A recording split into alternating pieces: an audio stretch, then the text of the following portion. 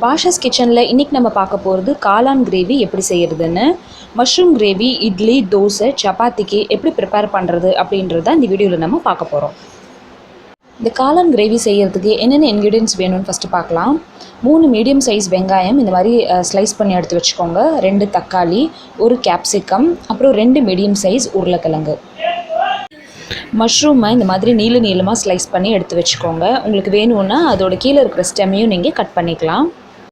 இப்போ இந்த காளான் கிரேவி ப்ரிப்பேர் பண்ணுறதுக்கு ஸ்டார்ட் பண்ணலாம். ஒரு கடாயில் 3லேருந்து 4 டீஸ்பூன் வரைக்கும் எண்ணெய் ஊற்றிக்கோங்க. ஒரு அரை டீஸ்பூன் ஜீரகம் சேர்த்துக்கோங்க. இதில் ஜீரகம் கொஞ்சம் வறுந்ததுக்கப்புறமா இதில் நம்ம பட்டை கிராம்பு சேர்த்துக்க போகிறோம். ஒரு பட்டை, ஒரு 4-5 கிராம்பு சேர்த்துக்கோங்க. பட்டை கிராம்பெல்லாம் கொஞ்சம் லைட்டாக ரோஸ்ட் ஆனதுக்கப்புறமா நறுக்கி எடுத்து வச்சுருக்க வெங்காயத்தை சேர்த்துக்கலாம். நான் இங்கே ஸ்லைஸ் பண்ணி எடுத்து வச்சுருக்கேன். ஏன்னா வெங்காயம் தக்காளி வதக்கிட்டு நம்ம இதோட பேஸ்ட் அரைச்சிக்க போகிறோம். அதனால் இப்போ இதில் நான் சேர்த்துக்கிற வெஜிடபிள்ஸில் உருளைக்கிழங்கு ஆப்ஷனல் தான். ஆனால் கேப்சிகம் கண்டிப்பாக சேர்த்துக்கோங்க, நல்ல டேஸ்ட் உங்களுக்கு கொடுக்கும். உருளைக்கிழங்கு எனக்கு மஷ்ரூமோடு சேர்த்து உருளைக்கிழங்கோட டேஸ்ட் பிடிக்கல அப்படின்னு நினச்சிங்கன்னா நீங்கள் அதை சேர்த்துக்க வேண்டாம். வெங்காயம் இந்த அளவுக்கு வதங்கினா போதும். இப்போ இதில் நம்ம தக்காளி சேர்த்துக்கலாம். இதையும் ஒரு 5 மினிட்ஸ்க்கு வதக்கினா போதும். தக்காளி சேர்த்ததுக்கப்புறம் நல்லா எல்லாத்தையும் மிக்ஸ் பண்ணிக்கோங்க. இப்போ இதில் உங்களுக்கு எண்ணெய் கம்மியாக இருந்துச்சு அப்படின்னு நினச்சிங்கன்னா கொஞ்சம் எண்ணெய் இதில் நீங்கள் சேர்த்துக்கலாம். வெங்காயம் தக்காளி ஒரு 5 நிமிஷம் வதங்கினதுக்கப்புறமா ஒரு 2 டீஸ்பூன் இதில் இஞ்சி பூண்டு பேஸ்ட் சேர்த்துக்கோங்க. இஞ்சி பூண்டு பேஸ்ட்டு சேர்த்துட்டு ஒரு 5 நிமிஷம் இதை நல்லா வதங்க விடுங்க. இஞ்சி பூண்டு பேஸ்ட்டு சேர்த்துட்டு கொஞ்சம் ட்ரை ஆச்சு அப்படின்னா கொஞ்சம் இதில் எண்ணெய் சேர்த்துக்கலாம். ஒரு 3 நிமிஷம் இஞ்சி பூண்டு பேஸ்ட் போட்டு நல்லா வதக்கிட்டு இதை நம்ம ஒரு பிளேட்டில் தனியாக எடுத்துடலாம். இந்த வெங்காயம் தக்காளியை இப்போ நம்ம ஆற வைக்க போகிறோம். ஆறுனதுக்கப்புறமா இதோட பேஸ்ட்டு அரைக்க போகிறோம். வதக்கி வச்ச வெங்காயம் தக்காளி ஆறுற டைமில் இன்னொரு கடாயில் ஒரு 2லேருந்து 3 டீஸ்பூன் எண்ணெய் சேர்த்துக்கோங்க. கொஞ்சமாக இதில் ஜீரகம் சேர்த்துக்கோங்க. இதில் நம்ம நறுக்கி எடுத்து வச்சுருக்க காய்கறியெல்லாம் நல்லா வதக்க போகிறோம். ஜீரகம் நல்லா பொரிஞ்சதுக்கப்புறமா கட் பண்ணி எடுத்து வச்சுருக்கிற இந்த உருளைக்கிழங்கு சேர்த்துக்கோங்க. உங்களுக்கு ஸ்கின் பிடிக்கல அப்படின்னா ஸ்கின் பீல் பண்ணிவிட்டு கூட நீங்கள் போடலாம். ஆனால் நான் ஸ்கின்னோட தான் போடுவேன், அதனால நான் அப்படியே சேர்த்துட்டேன். இப்போ இந்த உருளைக்கிழங்கு, கேப்சிகம் எல்லாத்தையும் இந்த எண்ணெயிலே நல்லா வதக்க போகிறோம். கேப்சிகமை நீங்கள் ஃபஸ்ட்டு போட வேண்டாம். ஃபஸ்ட்டு உருளைக்கிழங்கு நல்லா வதங்கட்டும், அதுக்கப்புறமா நம்ம அதில் கேப்சிகம் சேர்த்துக்கலாம். கொஞ்சமாக இதில் மஞ்சத்தூள் சேர்த்துக்கோங்க. சேர்த்துட்டு எல்லாத்தையும் நல்லா மிக்ஸ் பண்ணிக்கோங்க. இந்த எண்ணெயில் இப்போ இந்த உருளைக்கிழங்கு வேக வைக்க போகிறோம். இதில் தண்ணி ஊற்ற வேண்டாம். இப்போ இதை மூடி வச்சிடலாம். வெந்ததுக்கப்புறமா தான் இதில் நம்ம கேப்சிகம் சேர்த்துக்க போகிறோம். அதனால ஃபஸ்ட்டு இதை வேக வச்சிடலாம். உருளைக்கிழங்கு வெந்துட்டுருக்க டைமில் நம்ம கிரேவிக்கு ப்ரிப்பேர் பண்ண இந்த வெங்காயம் தக்காளி நல்லா ஆறிடுச்சு. இது ஒரு ஜாரில் போட்டு பேஸ்ட் அரைச்சி எடுத்து வச்சுக்கலாம். நல்லா மையாக இதை நீங்கள் அரைச்சிடணும். வெங்காயம் தக்காளி பேஸ்ட் நம்மளுக்கு ரெடி ஆயிடுச்சு. இதை நான் ஒரு தனியாக ஒரு கண்டெய்னரில் எடுத்து வச்சுட்டேன். இப்போ உருளைக்கிழங்கு வெந்துருச்சான்னு பார்க்கலாம். உருளைக்கிழங்கு நல்லா வெந்துருச்சு. இந்த எண்ணெயில் உருளைக்கிழங்கோட சைஸ் பாருங்கள் எவ்வளோ சின்னதாக ஆயிடுச்சுன்னு. நல்லா சுருங்கிடணும். அப்போ வரைக்கும் தான் இந்த எண்ணெயில் இதை நம்ம வதக்க போகிறோம். ஒரு 5லேருந்து 8 நிமிஷம் ஆகும் இது இந்த ஸ்டேஜ்க்கு வர்றதுக்கு. நல்லா உருளைக்கிழங்கு இந்த அளவுக்கு சாட் ஆனதுக்கப்புறமா இதில் நம்ம கேப்சிகம் சேர்த்துக்கலாம். கேப்சிகமாக ரொம்ப சின்னதாக கட் பண்ணாமல் கொஞ்சம் மீடியம் சைஸாக கட் பண்ணிக்கோங்க. அப்போ தான் அதோட க்ரன்ச்னஸ் நம்மளுக்கு மெயின்டைன் ஆகும். இப்போ இந்த கேப்சிகமை ஒரு 2 நிமிஷம் இந்த உருளைக்கிழங்கோடு சேர்த்து நல்லா வதக்கிக்கோங்க. ஒரு 2 நிமிஷம் இதை வதக்கினிங்கன்னா போதும். அதுக்கப்புறமா இதில் நம்ம மசாலா சேர்த்துக்க போகிறோம். கேப்சிகம் நல்லா வதங்கிருச்சு. இப்போ இதில் மசாலா சேர்த்துக்கலாம். 1 டீஸ்பூன் இதில் மிளகாத்தூள் சேர்த்துக்கோங்க. இது வெறும் மிளகாத்தூள். ஒரு 1/4 டீஸ்பூன் இதில் தனியா பவுடர் சேர்த்துக்கோங்க. மல்லித்தூள் சேர்த்துக்கோங்க. அப்புறம் ஒரு அரை டீஸ்பூன் இதில் ஜீரக பொடி சேர்த்துக்கோங்க. இது எல்லாத்தையும் சேர்த்து இது நம்ம மிக்ஸ் பண்ண போகிறோம். நம்ம இதில் கேப்சிகம் போட்டிருக்கோம் அப்படின்றதுனால நீங்கள் மிளகாத்தூள் கொஞ்சம் கம்மியாகவே சேர்த்துக்கோங்க, காரம் கம்மியாக சாப்பிட்றீங்க அப்படின்னா. ஏன்னா உங்களுக்கு இந்த மஷ்ரூம் கிரேவி வைக்க என்ன ஆகும்னா கேப்சிகமோட காரம் நல்லா இறங்கிரும். அப்புறம் குழந்தைங்களால சாப்பிட முடியாது. அதனால யூஸ்வலாக போடுற 1 டீஸ்பூன் மிளகாத்தூளுக்கு பதிலாக நீங்கள் ஒரு அரை டீஸ்பூன் கூட சேர்த்துட்டு அதுக்கப்புறமா நீங்கள் உப்பு காரம் கூட செக் பண்ணி போட்டுக்கோங்க.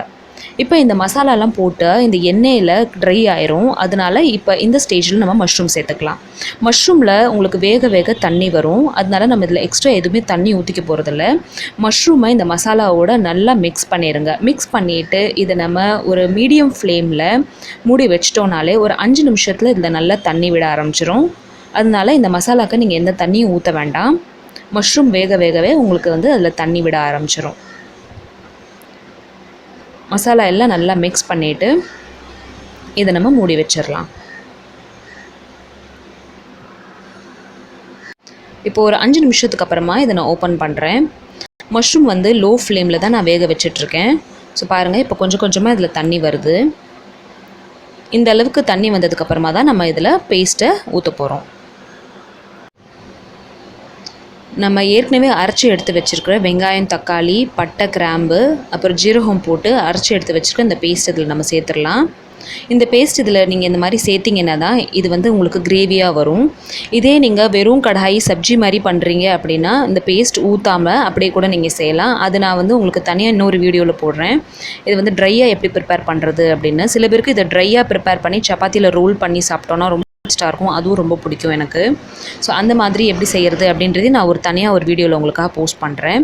இப்போ இந்த கிரேவியோட திக்னஸ்க்கு ஏற்றாப்பில் உங்களுக்கு இது எந்த கன்சிஸ்டன்சியில் வேணுமோ அந்த கன்சிஸ்டன்சிக்கு ஏற்றாப்பில் இதை நம்ம கொதிக்க வைக்க போகிறோம்.